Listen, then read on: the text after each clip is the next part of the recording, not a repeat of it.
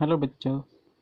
हमने देखा कि दीपक गेंद को हथियाने के लिए कई सारे प्रयत्न करता है। वो बताता है कि उसकी गेंद करीब 6 महीने पहले खोई थी और वो अपने पापा से भी कहलवा सकता है कि वो गेंद उसकी है।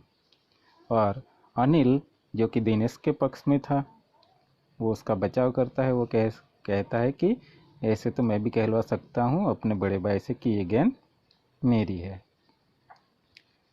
लेकिन दीपक हार मानने वालों में से नहीं था, क्योंकि वो बहुत चालाक भी था। तो वो आगे क्या कहता है देखिए। कुछ भी हो, गेंद मेरी है, दीपक ने उसे धरती पर मारते हुए कहा। धरती पर टप्पा पड़ते हुए मेरी गेंद में से ऐसी ही आवाज़ आती थी।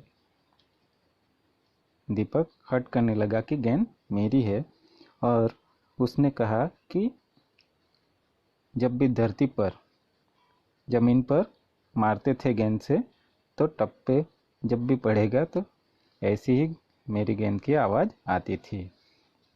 तो अनिल उसकी बात को काट कर क्या कहता है देखो। मेरे साथ बाजार चल, दुकानों पर जितनी गेंदें हैं सभी के टप्पे की आवाज़ ऐसी ही होगी।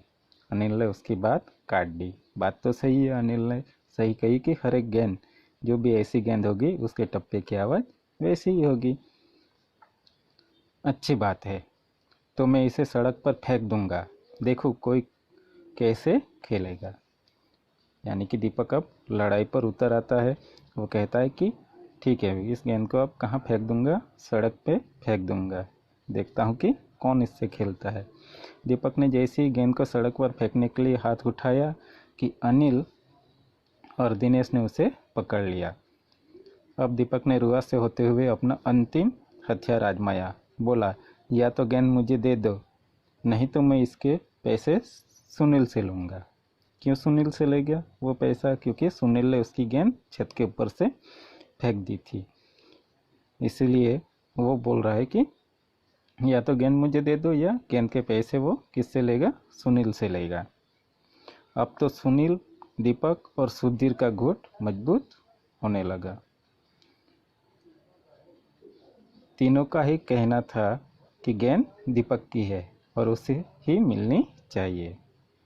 तो क्योंकि सुनील को पैसे देने पड़ेंगे, सुधीर उसके ग्रुप में ये 3 हो गए और अनिल और दीपक 2 ही लोग थे, तो उनकी ये आपस में ही लड़ाई चल बैठी। इधर उनका कहना था कि गेंद दीपक की है और उसको ही मिलनी चाहिए। दिनेश तब तक चुप था। वास्तव में दिनेश का मन उस समय सबके साथ मिलकर उसे उस गेंद से खेलने को कर रहा था। बोला बोला अब चुप भी रहो, झगड़ा बाद में कर लेंगे, अपने अपने बल्ले ले आओ, पहले खेल ले। दीपक ने कहा कि ये झगड़ा नहीं चाहिए, उसका मन तो उससे खेलने को कर रहा था, इसलिए उसने कहा कि अपने अपने बल्ले लेके आओ और पहले खेल लेते हैं, उसके बाद ये देखेंगे कि गेंद किसकी है। 5 मिनट के भीतर ही खेल आरंभ हो गया। आरंभ मतलब शुरू हो गया। दिनेश बल्लेबाजी कर रहा था।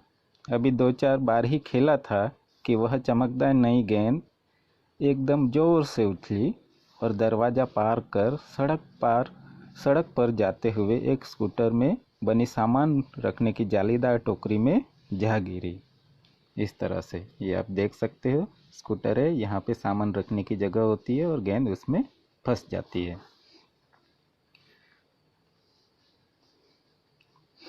स्कूटर वाले को शायद पता भी नहीं चला। तेजी से चलते हुए स्कूटर के साथ गेंद भी चली गई।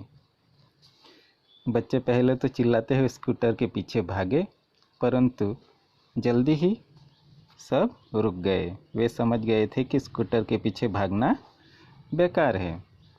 एक पल के लिए सभी ने एक दूसरे की ओर देखा और फिर सभी ठहाका मारकर हंस पड़े, क्योंकि गेंद की वजह से उनका झगड़ा चल रहा था और वो गेंद ही स्कूटर वाले के साथ चली गई, इसलिए वो अब हंसने लगे कि अब जो झगड़े की चीज़ थी वही चली गई। नो डाउट यहाँ पर गेंद चली गई उनके, लेकिन उनकी आपस की दोस्ती बनी रही, वही सबसे ज़्यादा इम्पोर्टेंट है। शांता कुमारी जैन ने ये पार्ट को लिखा है। चलो कुछ क्वेश्चन आंसर देख लेते हैं। कहानी की बात। दिनेश की माँ मशीन चलाते चलाते बोली, बेटा कहाँ जा रहे हो? दिनेश की माँ कौन सी मशीन चला रही होगी? कौन सी मशीन चला रही होगी? जी हाँ, सिलाई मशीन।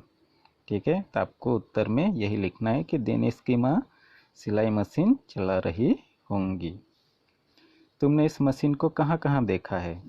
हो सकता है कि ये मशीन आपके घर में भी हो, नहीं तो दर्जी के यहाँ हमें ये मशीन मिल जाती है जहाँ पर कपड़े सिलते हैं।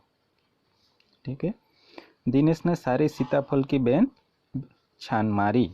दिनेश क्या खोज रहा था? तो दिनेश गेंद को खोज रहा था। दिनेश को कैसे पता चला होगा कि क्यारी में वही चीज़ गिरी है?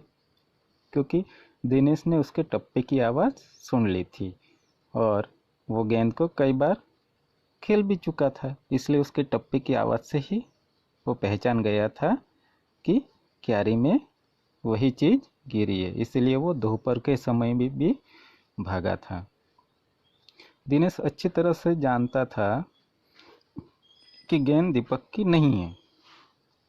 दिनेश को यह बात कैसे पता चली कि गेंद दीपक की हो ही नहीं सकती?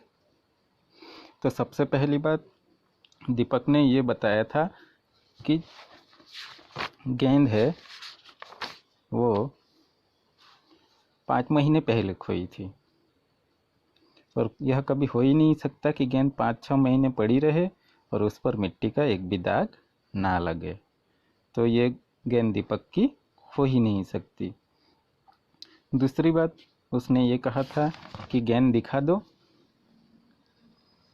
और मैं सबूत दिखा दूंगा, है ना? तो गेंद को देखकर कोई भी सबूत बता सकता है कि उसकी निशानी दिखा सकता है। तो ये चीज़ें हैं जिससे हमें पता चलती है कि ये जो गेंद दीपक की नहीं है। दीपक बार बार गेंद को अपनी क्यों बता रहा होगा? क्योंकि दीपक गेंद को हथिया लेना चाहता था, इसलिए वो बार बार अपनी बता रहा था। ठीक है, तो ये कुछ प्रश्नोत्तर है वो आपको करने हैं। दूसरे क्वेश्चन आंसर आपको मैं बाद दूसरे वीडियो में करवाऊंगा। Okay, thank you.